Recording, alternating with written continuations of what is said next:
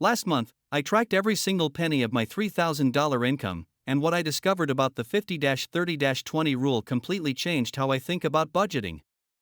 Most people get this rule completely wrong, and it's costing them hundreds of dollars every month.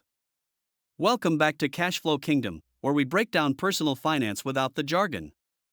I'm going to walk you through exactly how I budget my $3,000 monthly income using the famous 50-30-20 rule. But here's the thing, I'm not just going to explain the theory. I'm going to show you my actual numbers, my real expenses, and the mistakes I made when I first started using this system. Let's start with the basics, but I promise we're going deeper than just spend 50% on needs. The 50-30-20 rule breaks your after-tax income into three buckets: 50% for needs, 30% for wants, and 20% for savings and debt repayment. Sounds simple, right? But here's where most people mess up: they don't know what actually counts as a need versus a want. For my $3,000 monthly income, that means $1,500 for needs, $900 for wants, and $600 for savings. But before we dive into my actual spending, let me tell you about the biggest mistake I made when I first tried this rule. I was putting my gym membership in the needs category because I convinced myself it was essential for my health. Spoiler alert, it belongs in wants. Let's get into the real numbers. My needs category gets exactly $1,500, and this is where I'm most strict. Rent takes the biggest chunk at $800, that's about 27% of my total income, which is well within the recommended 30%. Groceries cost me around $300 per month, and yes, I meal prep like crazy to keep this number down. Utilities run about $120, that's electricity, water, and internet combined. Car insurance is $85, phone bill is $45, and I budget $150 for miscellaneous necessities like toiletries, basic clothing replacements, and household items. Notice what's not in here: no subscriptions, no dining out, no entertainment. Those are wants, not needs. The key is being brutally honest about what you actually need to survive and function. This category should make you slightly uncomfortable because you're cutting out all the nice-to-haves. Now for the fun part, my $900 wants budget. This is where I get to enjoy life without feeling guilty. Dining out gets $200, which covers about 2 nice dinners and some casual meals. Entertainment is $150, that's movies, concerts, or activities with friends. My gym membership costs $40, and yes, this is a want because I could work out at home for free.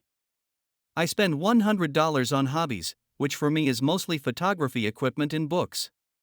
Subscriptions get $60, Netflix, Spotify, and one app one actually use.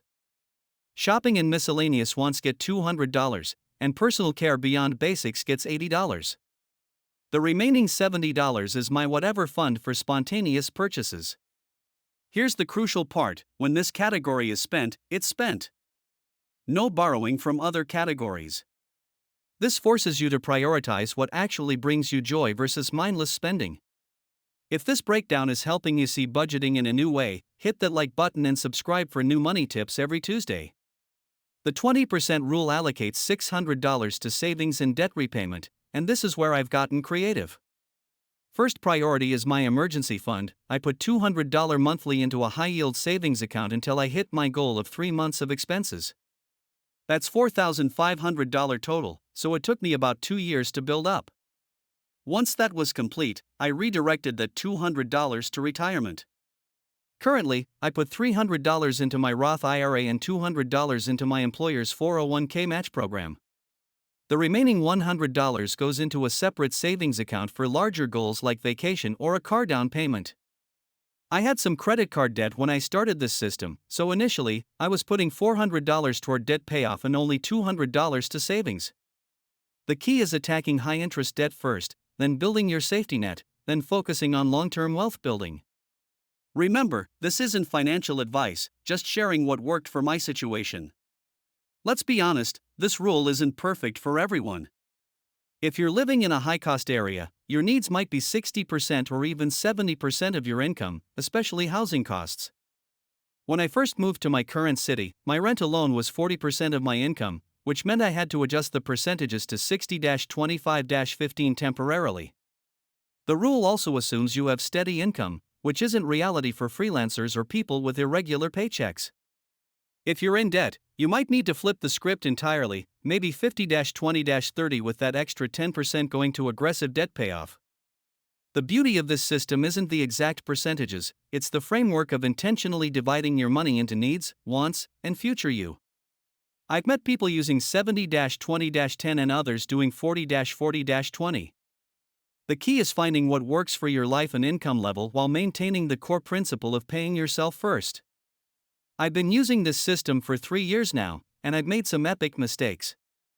My biggest failure? Not tracking my spending for the first 6 months. I just estimated and wondered why I was always overspending in the wants category. Turns out, those $5 coffee runs add up to $150 a month real quick. My solution was using a spending tracking app for 90 days to see where my money actually went versus where I thought it went. Another mistake was being too rigid. Life happens, some months you need car repairs, other months you have a wedding to attend. I learned to build a small buffer into each category and roll with the punches. My biggest win has been automating everything. On payday, money automatically goes to savings first, then my checking account gets what's left for needs and wants.